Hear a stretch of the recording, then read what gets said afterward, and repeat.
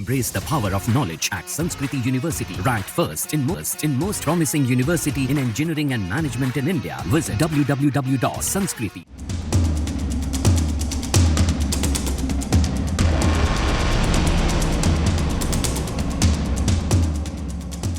Lebanon में हुए pager blast के बाद हिजबुल्लाह अंदर तक दहल चुका है।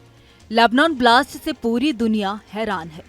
हिजबुल्लाह ने इन धमाकों के लिए इजराइल को जिम्मेदार ठहराया है। वहीं अमेरिकी एजेंसियों ने भी इस ब्लास्ट को लेकर जो खुलासा किया है उससे हर कोई हैरान है।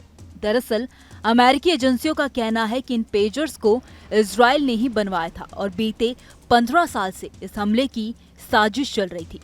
हमले की योजना बनाने में शेल कंपनियां शामिल थी। खुफिया अधिकारियों ने ही कंपनियां बनाई थी। इन पेजर ब्लास्ट में कम से कम 20 हिजबुल्लाह के सदस्य मारे गए और हजारों घायल हो गए हैं। लेबनान में पेजर ब्लास्ट मामले में अब केरल में जन्मे एक शख्स का नाम सामने आ रहा है जो अब नॉर्वे का नागरिक है। हंगरी की मीडिया के मुताबिक हिजबुल्लाह के पेजर डील में नार्टा ग्लोबल लिमिटेड नाम की एक बुल्गारियाई कंपनी शामिल थी। इस कंपनी की स्थापना नॉर्वे के नागरिक रिंसन होजे ने की थी। बताया जाता है कि होजे का जन्म केरल के वायनाड में हुआ था। वहां से एमबीए पूरा करने के बाद वह नॉर्वे चले गए थे। वहीं ये भी कहा जा रहा है कि रिंसन के पिता होजे मुथेदम यहाँ यानी कि मनाथावड़ी की दुकान में दर्जी का काम करते हैं। उन्हें इलाके में टेलर होजे के नाम से जाना जाता है। दरअसल हिजबुल्लाह सदस्यों के हजारों पेजर फटने के बाद सबसे पहला ध्यान पेजर बनाने वाली कंपनी पर गया। इन पेजर पर ताइवानी कंपनी गोल्ड अपोलो का ब्रांड नेम था। हालांकि गोल्ड अपोलो के संस्थापक और अध्यक्ष सूचिंग कुआंग ने सफाई देते हुए कहा कि ये पेजर्स हमारे नहीं हैं, इस पर सिर्फ हमारा ब्रांड था। कुआंग ने इस पेजर को हंगरी की कंपनी बीएस कंसल्टिंग से जोड़ा। उन्होंने कहा कि वह पेजर बुडापेस्ट स्थित कंपनी ने बनाए थे, जिसका उनकी फर्म के साथ 3 साल का लाइसेंस समझौता था। हालांकि हंगरी की मीडिया ने सूत्रों के हवाले से बताया कि बीएस कंसल्टिंग लेनदेन में बस एक बिचौलिया था।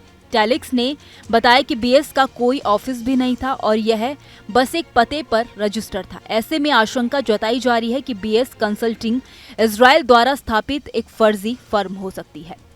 टेलिक्स ने आगे बताया कि बीएस कंसल्टिंग की मैनेजिंग डायरेक्टर क्रिस्टियाना बार्सिन आर्किडियाकोनो ने सोफिया स्थित एक बुल्गारियाई कंपनी नार्टा ग्लोबल लिमिटेड के साथ सौदा किया। बताया जाता है कि बुल्गारिया स्थित इस नाटा ग्लोबल की स्थापना केरल के वायनाड में जन्मे रिंसन होजे ने की थी।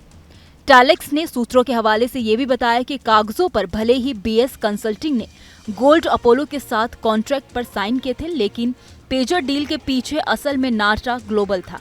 यह मध्य पूर्व पर केंद्रित वेबसाइट द क्रेडल थी, जिसने नाटा ग्लोबल को रिंसन जोस से जोड़ा था। नॉर्वेजियन नागरिक बन चुके रिंसन होजे ने 2022 में नाटा ग्लोबल की स्थापना की थी। यह बुल्गारिया की राजधानी सोफिया के एक आवासीय पते पर स्थित था। हालांकि बुल्गारियाई सुरक्षा एजेंसी सांस की जांच में कहा गया है कि पेजर का कोई शिपमेंट उनके देश से नहीं गुजरा और इस तरह रिंसन होजे और उनके नाटा ग्लोबल को क्लीन चिट मिल गई।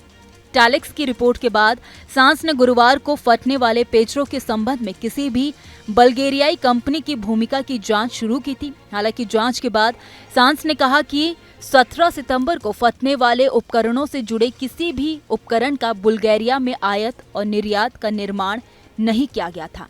खैर, इस खबर में इतना ही। इस खबर को लेकर आपकी क्या राय है, आप हमें कमेंट सेक्शन में जरूर बताइए। वीडियो अगर पसंद आया हो तो वीडियो को लाइक और शेयर करना ना भूलें। बाकी देश और दुनिया की तमाम बड़ी अपडेट्स के लिए देखते रहिए न्यूज़ नेशन का डिजिटल प्लेटफॉर्म।